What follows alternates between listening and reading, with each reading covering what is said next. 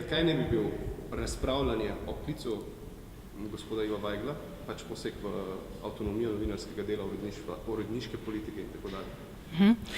Ja, zato ker v bistvu poslancem, ki so zahtevali sklic te nujne seje, ni bila všeč odločitev konkretnega novinarja oziroma uredništva, da v eter spustijo gospoda Vajgla in da se z njim pogovorijo. Sej, kaj pa je to drugega kot neke vrste poseg?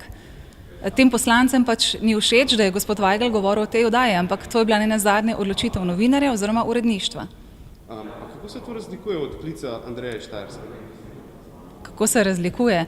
Glejte, saj sem rekla, jaz se ne bom opredeljevala, ali je poslanec ravnal prav ali ne. Kar mene skrbi, bom rekla, je to, da bi v tem parlamentu razpravljali o konkretnih novinarskih in uredniških odločitvah.